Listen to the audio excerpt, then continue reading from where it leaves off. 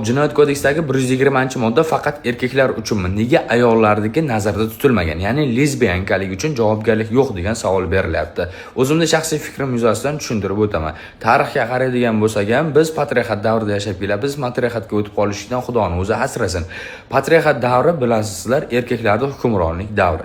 Bu jirkanch ish erkaklarda mana shu jamiyatdagi sha'niga, obro'yiga, ularni erkaklik tutgan roliga juda katta salbiy ta'sir ko'rsatadigan va butunlay erkakligini yo'qqa chiqarib yuboradigan jirkanch illatlardan biri ham davlatning harbiy salohiyatini yo'qqa chiqaradigan, jamiyatdagi harbiy xizmatga yaroqli bo'lgan erkaklarni layoqatini nolga tushirib yuboradigan eng yomon ishlardan biri. Mana shu uchun ham aynan erkaklar orasidagi bu ishga javobgarlik belgilab qo'yilgan. Va ikkinchi tomondan madaniyat va ma'rifat tomonidan qaraydigan bo'lsak ham, bizda asosan Markaziy Osiyoda yashovchi aholining katta qismi, deylik, umumiy ma'noda 90% islom diniga e'tiqod qiladi va islomda diniy tomonlama olib qaraydigan bo'lsak, bu ishlar hammasi qoralangan va endi madaniyat tomonlama, qadriyat tomonlama olib qaraydigan bo'lsak, mana shu Markaziy Osiyo mamlakatining aholisida ham qadriyatlariga erkak va erkakning o'rtasidagi jinsiy munosabatlar juda to'g'ri kelmaydigan ishlar sirasiga kiradi va huquq, qonun yaratilishligidan ham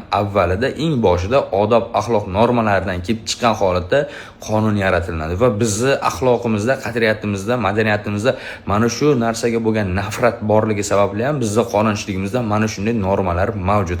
Ayollar o'rtasidagi masalaga to'xtaladigan bo'lsak, endi bu unchalik darajada erkak va erkakning o'rtasidagi kabi munosabatlardek ijtimoiy xavflilik darajasi yuqori emas. O'sha sababli ham ularga ma'lum bir miqdorda belgilanmay turgan bo'lishligi mumkin va biologik, fiziologik tomonlama olib qaraydigan bo'lsak ham erkak va erkak o'rtasidagi jinsiy munosabat bir-biriga juda katta salbiy oqibatlar olib keladiganlardan biri bo'lganligi uchun ham va deylik bu narsani isbotlashlik, ya'ni erkak va erkak o'rtasidagi munosabatni isbotlashlik osonroq ayolnikiga nisbatan bo'lganligi uchun ham aynan erkaklar o'rtasida javobgarlik belgilangan. Bundan tashqari ma'lumot o'rnida aytib o'tib ketaman, hozirgi kunda o'sha xalqaro tashkilotlar O'zbekistondagi mana shu normani qonunchilikdan chiqarib tashlashligini talab qilib turibdi. Chiqarib tashlanglar deyapti va ayollar o'rtasidagi bu kabi jinoyat harakatlar uchun agar qonunchilikka javobgarlik masalasini kiritadigan bo'lsak, xalqaro normalarga to'g'ri kelmay qoladi va inson huquqlari qaysidir bir ma'noda